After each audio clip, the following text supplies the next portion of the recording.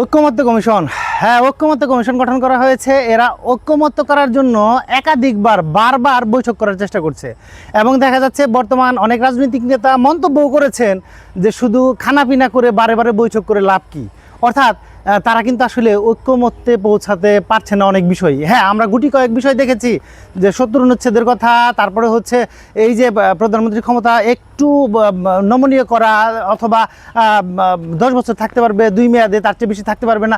কিছু বিষয়ে সকল রাজনৈতিক দল ঐক্যমত্য হলেও যেগুলো আসলে বড় বড় সংস্কার, সেই সমস্ত বিষয়ে আসলে তারা ঐক্যমত্য হতে পারছে না।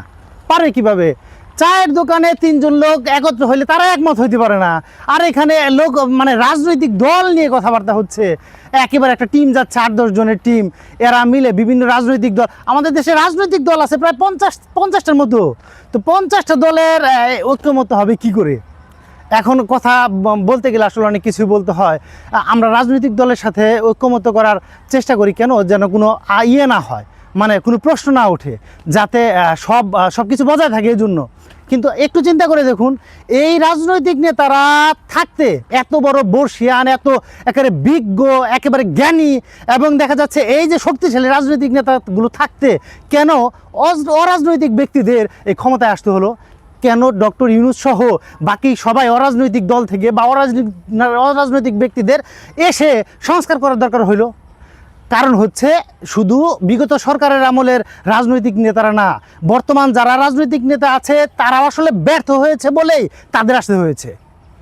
তো রাজনৈতিক বিভিন্ন কর্মকাণ্ড করতে এরকম সাধারণ ব্যক্তিদের কেন আসতে হলো?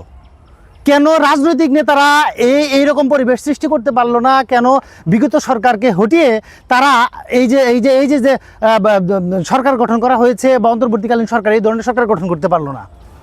এখন আসছে বিভিন্ন প্রশ্ন নিয়ে, এটা সংস্কার করা যাবে না, ওটা সংস্কার করা যাবে না, সংস্কার নিয়ে নাকি কবিতাও লিখতে বলছে কেউ কেউ। আসলে এগুলো কটাক্ষ করা, নিজেরা একমত হতে পারে না। আসলে এটি হয় দেখা যাচ্ছে যে যে কেউ তার ভাগে কম পড়বে।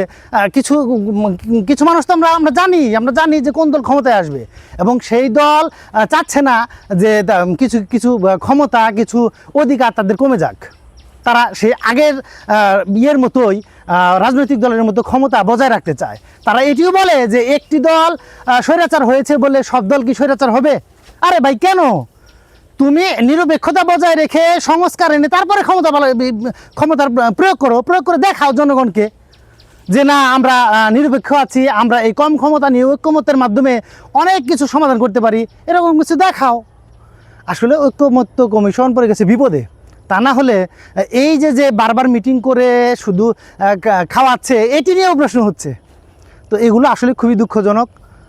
আসলে রাজনৈতিক নেতাদের বা দলগুলোর খুব দ্রুত ঐক্যমত্যে পৌঁছে সংস্কার কার্যক্রম এগিয়ে নেওয়া যাওয়া উচিত। ধন্যবাদ।